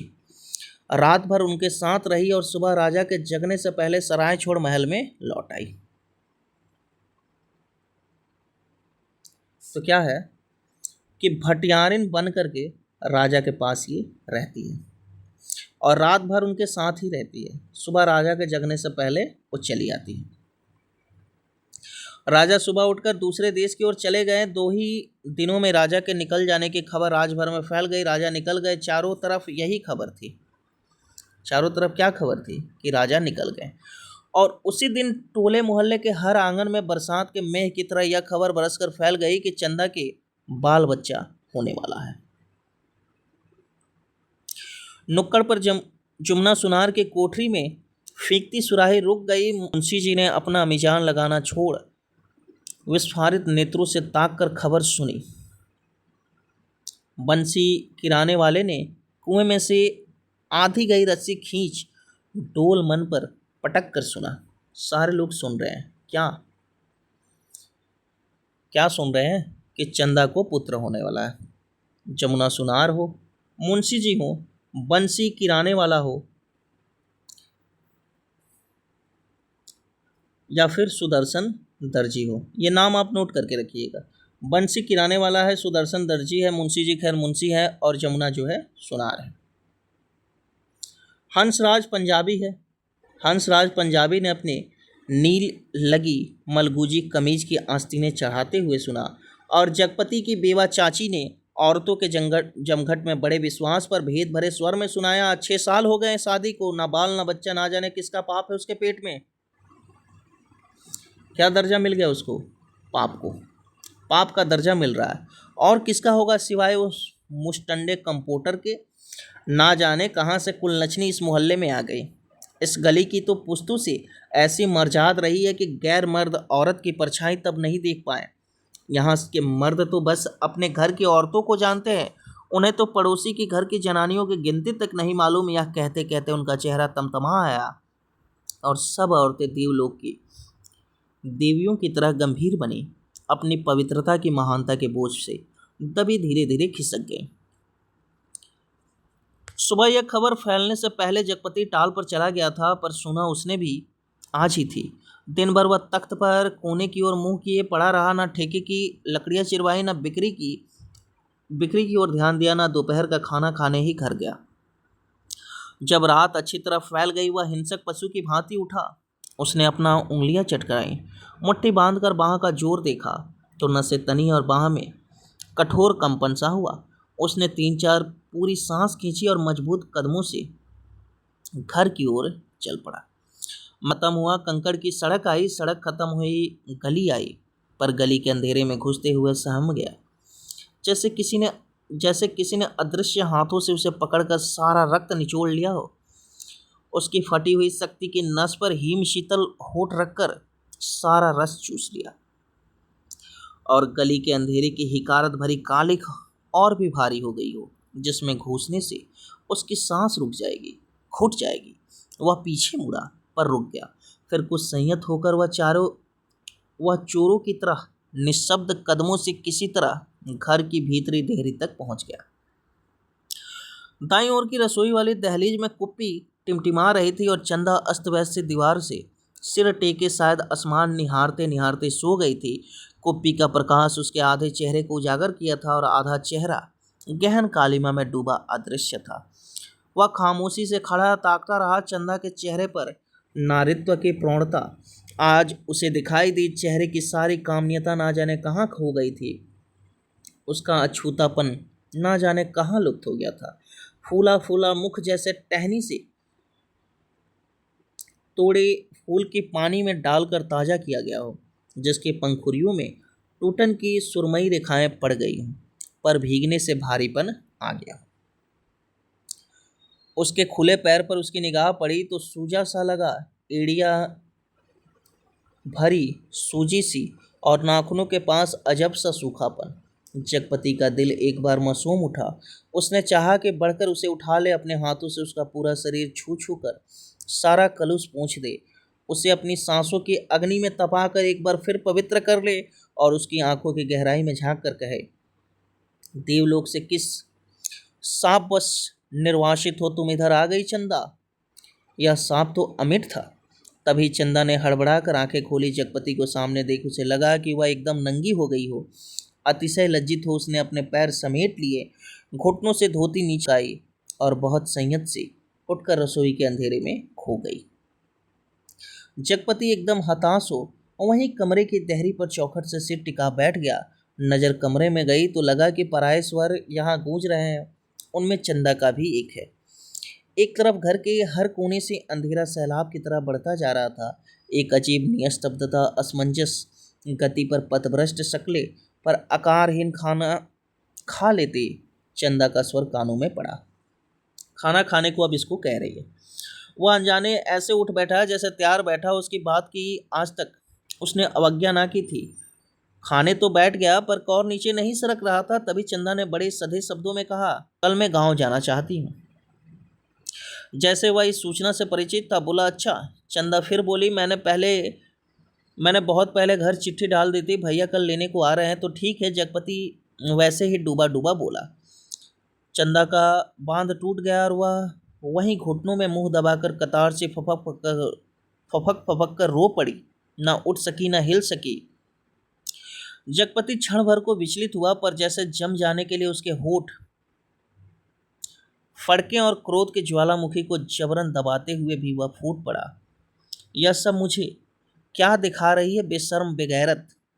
इस उस वक्त नहीं सोचा था जब जब मेरी लाश तले? तब तब की बात झूठ है। सिसकियों के बीच चंदा का स्वर फूटा। लेकिन जब तुमने मुझे बेच दिया। एक भरपूर हाथ चंदा की कनपटी पर आग सुलगाता पड़ा और जगपति अपनी हथेली दूसरी से दबाता खाना छोड़कर कोठरी में घुस गया और रात भर कुंडी चढ़ाए उसी कालिख में घूटता रहा। दूसरे दिन चंदा घर छोड़कर अपने गांव चली गई। जगपति पूरा दिन और रात टाल पर ही काट देता। उसी बिराने में, तालाब के बगल कब्र, बबूल और तार के पड़ोस में। पर मन मुर्दा हो गया था। जबरदस्ती वह अपने को वहीं रोके रहता। उसका दिल होता कहीं निकल जाए, पर ऐसी कमजोरी उसके तन और मन को खोखला कर गई थी कि चाहने पर भी वह ना जा पाता। हिकारत भरी नजरें सहता, पर वहीं पड़ा रहता। काफी दिनों बाद जब नहीं रहा गया तो एक दिन जगपति घर पर ताला लगा नजदीक के गांव में लकड़ी काटने चला गया। उसे लग रहा था कि अब वह पंगु हो गया है, बिल्कुल लंगड़ा, एक रेंगता कीड़ा जिसके ना आंख है, ना कान, ना मन, ना इच्छा। वो उस बाग में पहुंच गया जहां खरीदे पेड़ काटने थे। दो आरे वालों ने पतले पेड़ के तने पर आरा रखा और कर कर का आबाद शोर शुरू हो गया। दूसरे पेड़ पर बन्ने और की कुल्हाड़ी बज उठी। तो दो और नाम आपको मिल रहे हैं। एक नाम है बन्ने का, दूसरा नाम है सकूरे की। और गांव से दूर उस बाग में एक लयपूर्ण शोर शुरू हो गया। जड़ पर कुल्हाड़ी पड़ती तो पूरा पेड़ थर्रा जाता।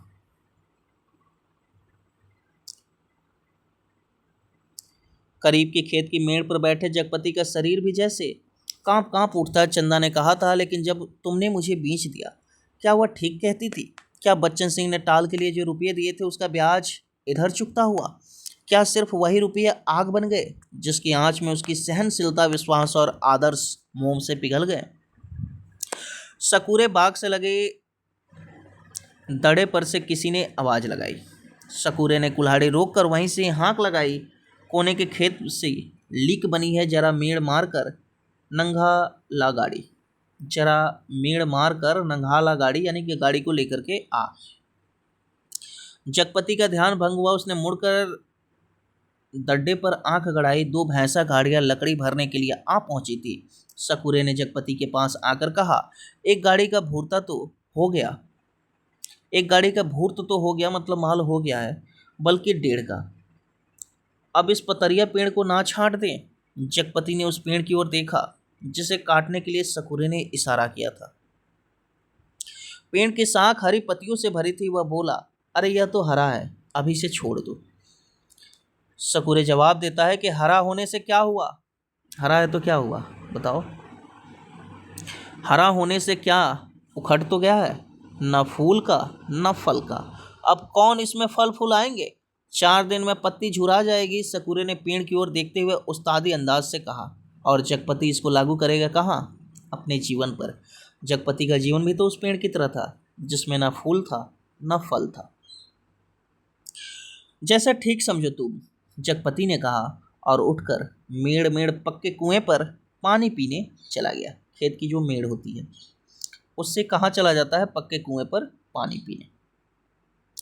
दोपहर डलते गाड़ियां भरकर तैयार हुई और शहर की ओर रवाना हो गई। जगपति को उनके साथ जाना पड़ा। गाड़ियां लकड़ी से लदी शहर की ओर चली जा रही थी और जगपति गर्दन झुकाए कच्ची सड़क की धूल में डूबा भारी कदमों से धीरे धीरे उन्हीं बजती घंटियों के साथ निर्जीव सा बढ़ता जा रहा था। कई बरस बाद राजा परदेश से बहुत सा धन कमाकर गाड़ी में लाद कर अपने देश को लौटा। माँ सुनाया कि राजा की गाड़ी का पहिया महल से कुछ दूर पतेल की झाड़ी में उलझ गया।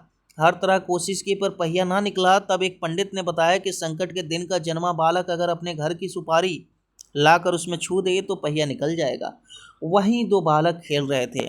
उन्होंने यह सुना तो कूद कर पहुंचे और कहने लगे कि हमारी पैदाइश संकट की है, पर सुपारी तब लाएंगे जब तुम आधा धन देने का वादा करो। राजा ने बात मान ली। बालक दौड़े दौड़े घर गए, सुपारी लाकर छुआ दी, फिर घर का रास्ता बताते आगे चले। आखिर गाड़ी महल के सामने उन्होंने रोक ली। राजा को बड़ा अचरज हुआ कि हमारे ही महल में ये बालक कहाँ से आ गए। भीतर पहुंचे तो रानी खुशी से बेहाल हो गई। पर राजा ने पहले उन बालकों के बारे में पूछा तो रानी ने कहा कि ये दोनों बालक उन्हीं के राजकुमार है। राजा को विश्वास नहीं हुआ। रानी बहुत दुखी हुई। तो बताइए, राजा के वो बालक थे? वो राजा के ही बालक थे। आपको ध्यान में होगा कि राजा जब सन्यासी बनकर के घर से निकल पड़ता है तो रानी भी भट्टारिन के भीष में उसके पास एक रात के लिए रहती है, और उसके बाद राजा वहां से कहीं और चला जाता है और रानी सीधा महल को आती है। गाड़ियां जब टाल पर आकर लगी और जगपति तख्त पर हाथ पैर ढीले करके बैठ गया तो पगडंडी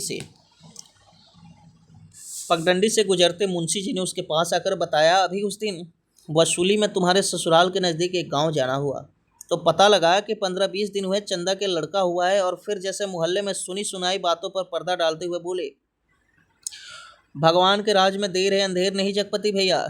जगपति ने सुना तो पहले उसने गहरी नज़रों से मुंशी जी को ताका, पर वो उनके तीर का निशाना ठीक ठीक नहीं खोज पाया, पर सब कुछ सहन करते हुए बोला, देर और अंधेर दोनों है। अंधेर तो सरासर है, तिरिया चरित्र है सब। बड़े बड़े हार गए। कहते कहते मुंशी जी रुक गए, पर कुछ इस तरह जैसे कोई बड़ी भेद भरी बात है, जैसे उनकी गोल होती हुई आंखें समझा देंगे।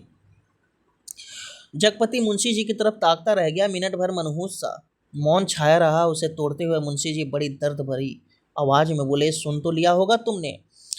क्या कहने को जग गया, पर उसे लगा कि अभी मुंशी जी इस गांव में फैली बातों को ही बड़ी बेदर्दी से कह डालेंगे। उसने नाहक पूछा। तभी मुंशी जी ने उसकी नाक के पास मुंह ले जाते कहा, चंदा दूसरे के घर बैठ रही है, कोई मधुसूदन है वहीं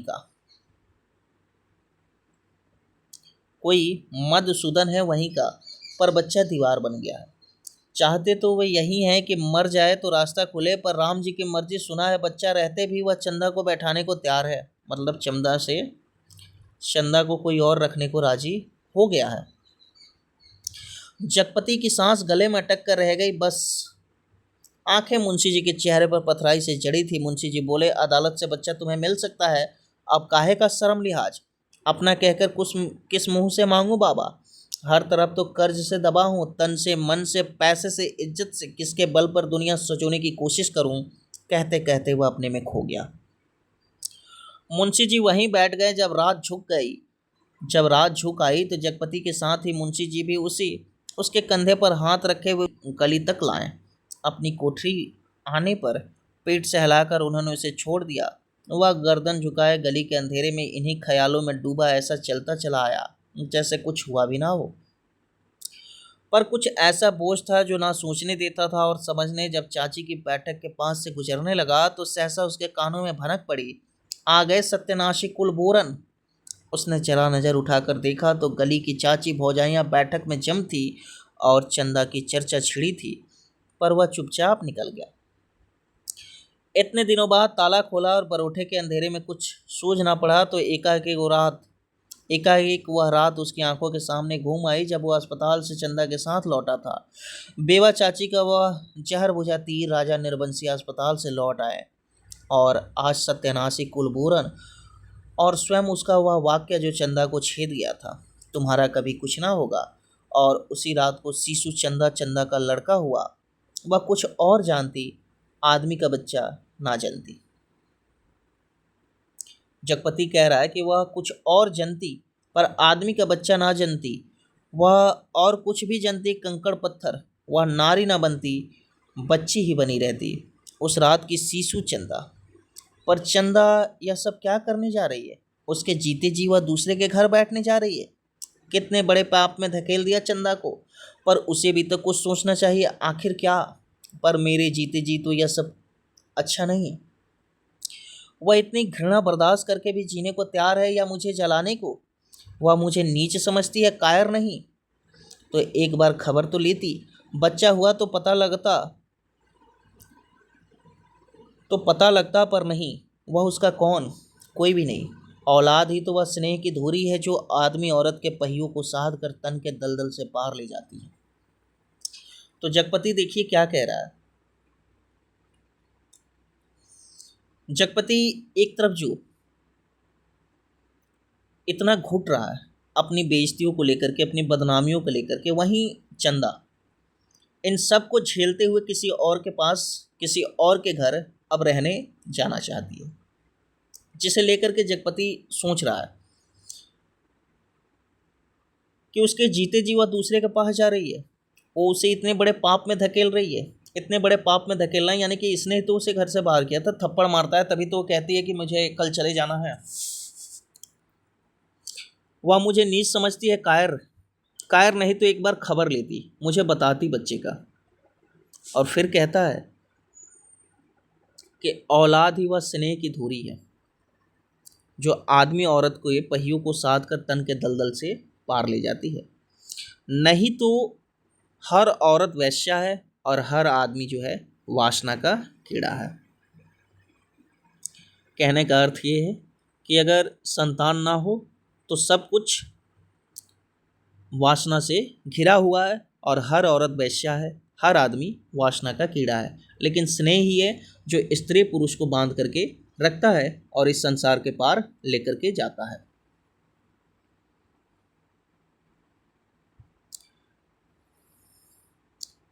तो क्या चंदा औरत नहीं रही? वह जरूर औरत थी, पर स्वयं मैंने उसे नर्क में डाल दिया। वह बच्चा मेरा कोई नहीं, पर चंदा तो मेरी है। एक बार उसे ले आता, फिर यहाँ रात के मोहक अंधेरे में उसके फूल से अधरों को देख निर्द्वंद सोई पलकों को निहारता, सांसों की दूध सी अछूती महक को समेट लेता। आज का अंधेरा, घर में तेल भी नहीं जो दिया जला दे। और फिर किसके लिए, कौन जलाए? चंदा के लिए, पर उसे तो बेच दिया था। सिवाय चंदा के कौन सी संपत्ति उसके पास थी जिसके आधार पर कोई कर्ज देता? कर्ज ना मिलता तो यह सब कैसे चलता? काम पेड़ कहाँ से कटते हैं, और तब सपूरे के वे शब्द उसके कानों में गूंज गए, हरा होने से क्या उखड़ तो गया है। वह स्वयं भी तो एक उखड़ा हुआ पेड़ है, ना फूल का ना फल का, सब व्यर्थ ही तो है। जो कुछ सोचा उस पर कभी विश्वास न कर पाया। चंदा को चाहता रहा पर उसके दिल में चाहत ना जगा पाया। उसे कहीं से एक पैसा मांगने पर डांटता रहा, पर खुद लेता रहा। और आज वह दूसरे के घर बैठ रही है, उसे छोड़कर वह अकेला है। हर तरह बोझ है जिसमें उसकी नस नस कुचली जा रही है, रग रग फट गई है। और वह किसी तरह टटोल टटोल कर भीतर घर में पहुंचा। रानी अपने कुल देवता के मंदिर में पहुंची। माँ सुनाया करती थी, अपने सतीत्व को सिद्ध करने के लिए उन्होंने घोर तप। राजा देखते रहे, कुल देवता प्रसन्न हुए और उन्होंने अपनी देवी शक्ति से दोनों बालकों को तत्काल जन्मे शिशुओं में बदल दिया। तो राजा जो है धन लेकर के जब आ जाता है तो रानी अपने कुल देवता के मंदिर में पहुंचती है और अपने सत्य को सिद्ध करने के लिए उन्होंने घोर तपस्या की। राजा देखता रहता है और कुल देवता प्रसन्न होकर के क्या कहते हैं, बालकों को तत्काल जन्मे बच्चों में बदल देते हैं। जो बच्चे बड़े हो गए थे उनको फिर से शिशु रूप में ला देते हैं। रानी की छातियों में दूध भर आता है और उनमें से धार फूट पड़ी जो शिशुओं के मुंह में गिरने लगी। राजा को रानी के सतीत्व का सबूत मिल गया। उन्होंने रानी के चरण पकड़ लिए और कहा कि तुम देवी हो, ये मेरे पुत्र हैं। और उस दिन से राजा ने फिर से राजकाज संभाल लिया। लेकिन चंदा के पास इस तरह की कोई शक्ति नहीं थी, ना जगपति के पास थी। ठीक वैसे ही जैसे आप कानों में कंगना कहानी पढ़ते हो तो लास्ट में वो लिखता है ना कि क्या नाम रहता है, अंगूठी पहचानने वाला। दुष्यंत ने अंगूठी पहचान ली थी। दुष्यंत ने अंगूठी पहचान ली थी जो जिक्र करता है नरेंद्र। लेकिन नरेंद्र के पास ऐसी कोई शक्ति नहीं थी कि वो किरण को ढूंढ पाए। ठीक वैसे ही यहाँ पर जगपति एक बेबस दिखाया गया है। न जगपति ये प्रमाणित कर सकता था, न चंदा उस रानी की तरह प्रमाणित कर सकती थी कि ये पुत्र मेरा ही है। अगर ऐसी कोई परीक्षा होता तो शायद ये दोनों लेकर के भी राजी खुशी रह सकते थे जिस तरह से रानी देती है। पर उसी रात जगपति अपना सारा कारोबार त्याग अफीम और तेल पीकर मर गया, क्योंकि चंदा के पास कोई देवी शक्ति नहीं थी और जगपति राजा नहीं, बच्चन सिंह कंपाउंडर का कर्जदार था। तो जगपति उसी रात मरता है। किस तरह से? अफीम और तेल पी करके मर जाता है।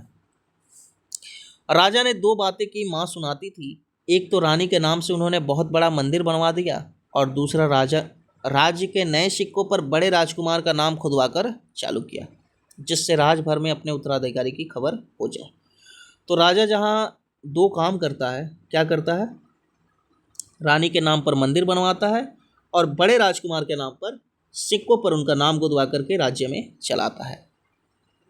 ठीक वैसे ही जगपति अब राजा था नहीं, सिक्के चलवा नहीं सकता था, मंदिर बनवा नहीं सकता था, तो जगपति क्या करता है? जगपति मरते वक्त दो पर्ची छोड़ता है, एक चंदा के नाम, दूसरा कानून के नाम। दूसरा किसके नाम है? कानून के नाम। चंदा को उसने लिखा था, चंदा मेरी अंतिम चाह यही है कि तुम बच्चे को लेकर चली आना, अभी 1-2 दिन मेरी लाश की दुर्गति होगी, तब तक तुम आ सकोगी। चंदा आदमी को पाप नहीं पश्चाताप मारता है, मैं बहुत पहले मर चुका था, बच्चे को लेकर जरूर चली आना। तो अपनी चिट्ठी में लिख देता है, क्या लिखता है कि आदमी को पाप नहीं पश्चाताप मारता है और मैं बहुत पहले मर चुका था जो मैंने पाप किया था, बच्चे को लेकर के तुम चली आना। कानून को क्या लिखता है? कानून को लिखा, किसी ने मुझे मारा नहीं, किसी आदमी ने नहीं, मैं जानता हूँ कि मेरे जहर की पहचान करने के लिए मेरा सीना चीरा जाएगा, उसमें जहर है, मैंने अफीम नहीं रुपये खाए हैं, उन रुपयों में कर्ज का जहर था, उसी ने मुझे मारा है। मेरी लाश तब तक ना जलाई जाए जब तक चंदा बच्चे को लेकर ना आ जाए, आग बच्चे से दिलवाई जाए, बस। माँ जब कहानी समाप्त करती थी तो आसपास बैठे बच्चे फूल चढ़ाते थे। मेरी कहानी भी खत्म हो गई, पर क्या? जगपति की कहानी में कोई बच्चा है ही नहीं, उसके पास बैठा इच्छा वो जाहिर कर रहा है कि हाँ, मुझे मेरे बच्चे द्वारा अगिन दिलाया जाए। तो देखिए, दो कथाएं यहाँ पर चली हैं, एक पौराणिक रहती है, कहानी आपकी अभी समाप्त हो चुकी है, एक पौराणिक रहती है और दूसरी जो रहती है उस समय के लोक समाज में चल रही कथा है जगपति और चंदा की, और एक जो है राजा और रानी की। जगपति और चंदा वाली कहानी के पात्रों में जगपति है, चंदा है और बच्चन सिंह प्रमुख पात्र हैं। गौड़ पात्रों में आपके बन्ने आए, सकूरे आए, जमुना सुनार आया, दर्जी का एक नाम आया था, एक पंजाबी का नाम आया था, मुंशी जी का नाम आया है, एक किराने वाले दुकान का नाम आया है। ये गौड़ पात्र हैं, ठीक है। प्रमुख पात्र आपके बच्चन सिंह, जगपति और चंदा है। एनटीए जिस तरह के प्रश्न बनाता है उसमें आपको गौड़ पात्रों को भी ध्यान में रखना है। अब बात कर लेते हैं थोड़ी सी कहानी पर। तो कहानी में ये दो कथाएं चलती हैं। राजा का जो पुत्र होता है, राजा के पास शक्ति है, रानी के पास शक्ति है, तो वहाँ पर लेखक ये दिखाना चाहता है कि पौराणिक युग में लोग इसे प्रमाणित कर देते थे, लेकिन आज के आधुनिक समय में इस तरह की कोई सुविधा नहीं है जिससे ये प्रमाणित किया जा सके। और ख़ास तौर से रिश्तों के बीच आजकल जैसे संदेह पनपता है, जिस तरह का संदेह आजकल लोग मन में बैठा लेते हैं, या खुद को या अपने पार्टनर को लेकर के जो इनसिक्योरिटी फील करते हैं, उस तरह के ताने बानों को बना करके उन्होंने ये कहानी लिखा है। शुरुआत से ही हम देखते हैं कि जगपति के मन में जो है ना, बच्चन सिंह को लेकर के एक डर सा बना हुआ रहता है। ऐसा नहीं है कि जो चीज़ें होती अचानक हो गई हैं, जगपति कुछ जानता था, जगपति के मन में डर था, लेकिन गलती कहीं ना कहीं जगपति की भी थी। उसका ये सोचना कि बच्चन सिंह हमारे घर आ रहा है, तब इससे हमें कुछ काम ले लेना चाहिए, और जगपति खुद कहता है कि जिससे कुछ लिया जाए ना, उसे कुछ दिया भी जाना चाहिए। ये एक दूसरी चीज़ ये है इस कहानी में कि जगपति जो है शुरुआत से ही उपेक्षित पात्र है। किस तरह का उपेक्षित? समाज स्तर पर। उसकी माँ मरने से पहले जो बातें चंदा को कहती है, आपके ध्यान में आ रहा होगा, तो कोई भी पड़ोसी आज के समय में किसी का भला नहीं चाहता। आप चाहे कितना भी अच्छा करिए, आपके बारे में 4 बातें लोग कहेंगे ही, और उन्हीं 4 बातों के चक्कर में पड़ करके जगपति जो है अपना संसार खोता है। अगर जगपति ये सोचता कि ये लोग कह रहे थे कि मैं निर्वंशिया हूँ, मेरी पत्नी को बच्चा ही नहीं होगा, तो फिर ये क्या है? वो बच्चा कहीं ना कहीं उस समाज को, उस समय को जवाब था, ठीक है। खैर, ये तो बात की बात है। आप लोग लगते हो द्वंद्व करने की बच्चा किसका था। मुझे लगता है आप लोग समझ गए होंगे कि बच्चा किसका था और क्या चला कहानी में। तो चलिए, ये समाप्त। और एक कहानी बची है, परिंदे की रिकॉर्डिंग भी आपको मिल जाएगी, और तीसरी किस्म की भी। उसके बाद हम कहानियों पर 3 प्रश्नोत्तरी लेकर के आएंगे। 3 या 4 आपके प्रश्नों के सेट होंगे, जिसमें आपके पूरी कहानी या कहानी संग्रह या उनसे जुड़े जितने भी प्रश्न होते हैं, राइटर के बैकग्राउंड वाले जितने भी, भूमिका वगैरह सब कुछ 3 से 4 सेट में पूरा का पूरा हम खत्म करेंगे। तो अभी के लिए बहुत बहुत धन्यवाद आप सभी का। फिर मिलते हैं अगली क्लास में।